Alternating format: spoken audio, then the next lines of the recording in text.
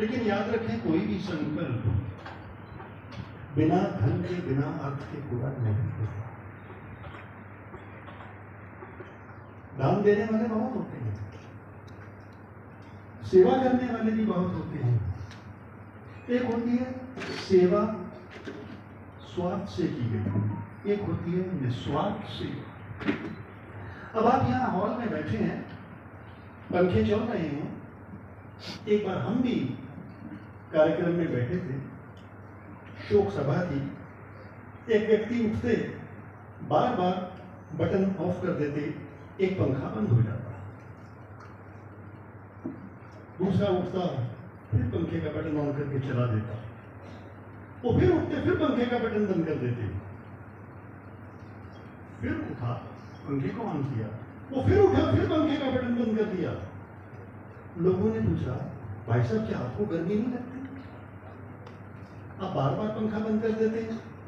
बोला, ये पंखा मैंने दान दिया और इस पंखे की पंखुड़ियों पे मेरा नाम लिखा है, वो कैसे पढ़ा जाएगा अगर पंखा चलता रहेगा? ये है एक तरह का दूसरा। एक होता है निस्वार्थ सेवा। निस्वार्थ सेवा, जब आदमी कोई निस्वार्थ सेवा करता है तो उसके मन में शांति होती है, एक असीम शांति का अनुभव होता है, आनंद का अनुभव होता है। सुख का विपरीत दुख होता है, गर्मी का सर्दी होता है, शोक का हर्ष होता है। हर चीज का एक विपरीत होता है, लेकिन आनंद का कोई विपरीत नहीं होता।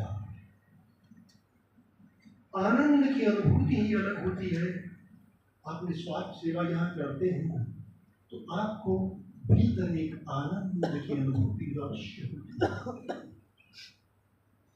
यहाँ के वातावरण में आपको यूं लगता है जो तरंगे बह रही हैं, जो लहरें चल रही हैं, जो सकारात्मक ऊर्जा चल रही है, वो सभी को अपने बीच में सराबोर कर लेती है। और लगता है कि हम ऐसी जगह पे आ गए हैं जहां शांति का वातावरण है। शांति, शाह कहते हैं, जीवन से लेकर मृत्यु तक के सफर को उसका अंत हो जाना, यानी सुख का भी अंत हो जाना, दुख का भी अंत हो जाना, आनंद की अनुभूति न हो। स्वामी जी की विनम्रता, इनकी विनम्रता को देखकर आपके भीतर की विनम्रता, अहंकार को छोड़ देना। कहने से नहीं, अभी अभी एक भाई साहब ने बात कही थी कि पहले स्वयं में परिवर्तन करो, फिर दूसरे को कहो तो ज्यादा प्रभाव पड़ता है। पहले स्वयं के जीवन में ढालना पड़ता है, तब किसी दूसरे से कहा जाता है, तभी वो आपकी बात सुनता है, मानता है। तो प्रेम की शुरुआत, प्रेम का बीज जो यहाँ बोया गया है, आने वाले समय में ये बहुत बड़ा वृक्ष बनने वाला है, ऐसी मेरी धारणा भी है। और हम देख भी रहे हैं। हम सभी संतों के पास जाते हैं, उनके मठों में जाते हैं, वहाँ ऊंचे आसनों पे, चांदी के, सोने के आसनों पे संत महात्मा मठाधीश्वर बैठे होते हैं, लेकिन उनके भीतर एक अहंकार जरूर जीवित होता है। एक बार की बात आपको छोटी सी बताता हूँ। इसी तरह से सभा में प्रवचन चल रहा था। एक बड़े स्वामी जी बैठे, क्रोध पे कह रहे थे कि हमें क्रोध नहीं करना चाहिए, प्रेम भरा जीवन जीना चाहिए।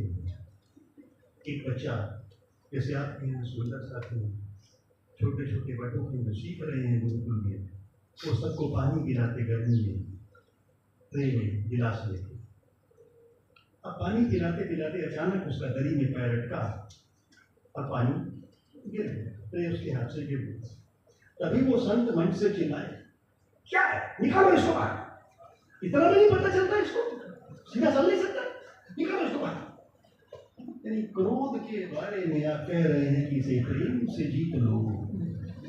और स्वयं क्रोध करो, कैसे काम चलेगा? नहीं, हमें स्वामी जी के जीवन को देखना चाहिए, राजन स्वामी जी के जीवन को देखना चाहिए, हम बाकी सुंदर साधु के जीवन को देखना चाहिए। आपके लिए एक बात कह के अपनी बात समाप्त करूं। आप यहां से जाएंगे, बाहर हजारों लोग बैठे हैं, करोड़ों लोग हैं, लेकिन वो सारे के सारे बुझे हुए दिए हैं। उनके भीतर तेल भी है, बाती भी है, लेकिन प्रकाश नहीं है। तो एक प्रकाशवान दिया अच्छा है, या 1000 या 1,00,000 जो दिए बुझे हुए हैं वो अच्छे हैं? कौन सा दिया प्रकाश देगा? आप सभी प्रकाशवान दिए हैं। आपने जाके सिर्फ एक कार्य करना है छोटा सा, उन बुझे हुए दियों के भीतर जिनके अंदर तेल भी है, बाती भी है, ज्ञान भी है, लेकिन प्रैक्टिकल नहीं, यथार्थ में नहीं है, उनको जाके अपने आप को छुड़ा देना है, उनको बड़े प्यार से समझाना है। क्योंकि आपने अपने अंदर स्वयं परिवर्तन कर लिया है, इसलिए आप जग परिवर्तन में, पूरा विश्व परिवर्तन में सक्षम हैं। यहां से जाएं, जलता हुआ अपना ज्ञान का दिया लेकर जाएं और उनके भीतर भी ज्ञान का दिया जला दें, ताकि पूरा विश्व आलोकित हो सके। और यूनिवर्सिटी की या विश्वविद्यालय की जो संकल्पना की है स्वामी जी ने, आप लोगों के बल पे की है, वो सफल हो, हम लोग सफल हों, इसी कामना के साथ एक बार फिर से आप सभी सुंदर साथियों को, प्रणाम नाथ जी महाराज को एक बार फिर से मेरा दंडवत प्रणाम स्वीकार करें।